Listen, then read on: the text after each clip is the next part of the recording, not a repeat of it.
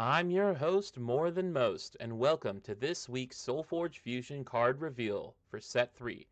Today we have Everflame Spirit, another Tempest Exalt. Everflame Spirit triggers when one of your creatures in this lane is destroyed. At level 1, you may play a Spell Sprite minion in this lane and give it +2/+2. And level 2 allows you to reanimate the level 1 of the creature that died and give it 4/4. Level 3 says you can reanimate the level 1 or 2 version and give it +6/+6. Now let's talk how we can utilize this card. And the first thing that comes to mind is deploy.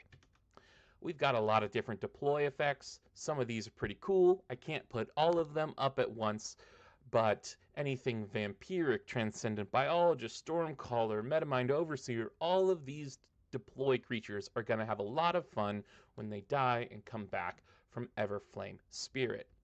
So I'm going to group all of these together in the standard deploy category. And now we're going to look at a subsection of that deploy category that I'm going to call the destruction deploy, where these are deploy abilities that have to have happened that only happen if you've already destroyed a creature this turn. The Spite Hydra, the Scourge Hydra, and the Combat Poltergeist. All of these triggers will already be in effect because in order to reanimate, it must have been destroyed. So we're going to put these together in another category. And now we have some cool cards that I call the one-shot value triggers. So these are cards that don't need synergy with other things to double up on their effects. The Palladium Pulse Mage, you can play it in this lane, activate it, kill itself, kill a creature, reanimate, activate it again to kill another thing. And that's not level gated, so that feels pretty strong. Utera Charger, play this out, have it bash into a creature, trade, bring it back buffed up, and have it take more value trades. That sounds like fun. Unstable Vortex, you have this on the field, you play the Everflame Spirit behind it, it's going to buff up the Unstable Vortex, you activate the Vortex, kill something, it dies, comes back, gets 4 attack buff, you can activate it to deal another 5 damage. Similarly, we have the Stampeding Mongosaur and the Herald of Fury, which both deal 5 damage to one of your creatures, and normally that damage will kill itself if you target it. So you can target yourself, then get the effect. The Herald isn't as nice as the Mongosaur. The Mongosaur could deal 5 to itself, kill itself, deal 5 to the enemy creature.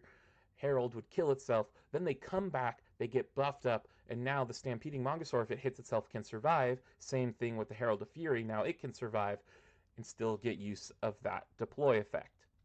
So these are going to be the self-synergy doubling up on effect category.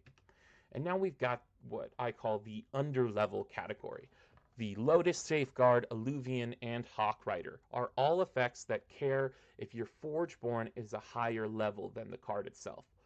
Well, the Everflame Spirit naturally follows this progression, so you're guaranteed to get their effects off. And then, all in its category alone, is the Combat Mantis. Now, Mantis, when you're talking about deploy abilities, it's one of the coolest things. I put it in category all of itself.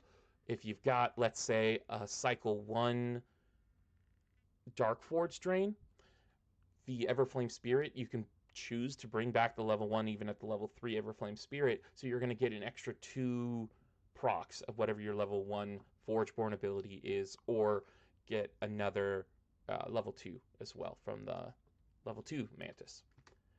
And then we've got your just destruction synergy cards. The Gloom Reaper Hag, it will heal and deal and come back. Salvage Prophet, it'll make a gizmo, and then it will replace that gizmo when it comes up to get an extra +2/+2 buff. The Combat Operator is very similar. It dies, minion comes in, and then you bring it in, buff up by the minion and the Everflame effect. And then the Zymus is pretty cool. The first time it dies, you can choose not to activate the Everflame Spirit. The Zymus will come back, lose printed abilities, and then when that second Zymus dies, you can choose to reanimate it, coming back with its printed abilities, so it can then die and then lose its printed abilities again. So you can double up on the Zymus bodies. And that's one category. And now we need to look at ways to activate the Everflame Spirit. Sometimes you want to do this pre-combat, right? We've got the Grave Pact as a classic example, and then we also have some new options with the Flamestoker Ritual and the Conscript the Dead. Now this is SolForge Fusion. We don't just have cards, we don't just have activators, we have Forge creatures. And Forge creatures are very fun. Let's look at Rallying Operator. Rallying Operator, when it dies, it's a scientist, so it'll give a gizmo, and then it will replace that gizmo. So then it will not only get the gizmo buff and the buff from the Everflame that we talked about, but now it's activating the rallying to give a buff to your entire board. We don't stop at fused creatures in SolForge Fusion. We also have Forgeborns. One of the cool abilities that has been revealed from set 3 is Nyx's Loyal Beyond Death. Give one of your creatures 9 attack, the next time it is destroyed this turn, reanimate it. We can double up on reanimation with a single creature dying. And if we're looking at fused creatures and trying to figure out how to break Everflame Spirit with the Loyal Beyond Death, well, boy, do I have a combo for you. We've got Doom Poltergeist. We're going to assume we have both the level 2 and the level 3 Everflame Spirit in field, and have a level 2 Doom Poltergeist in field. What we're going to do is target the Loyal Beyond Death onto the Doom Poltergeist. That's going to buff its attack up to 13 and let it reanimate when it dies. So when the Doom Poltergeist, guys, will get both reanimate the level 2 from the Beyond Death and the level 1 from the Everflame Spirit. What we're going to do from there is play the level 3 Doom Poltergeist. Then the level 3 Doom Poltergeist is going to target the level 2 Doom Poltergeist.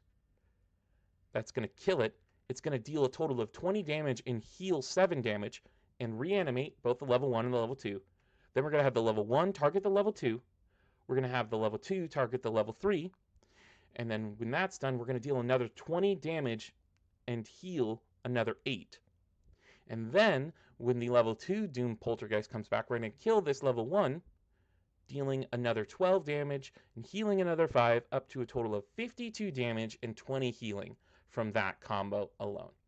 I'm very excited to see what else is going to come out with set 3 the last winter. I'm excited to see what the community comes up as ways to break Everflame Spirit. Excited for next week. Forge on.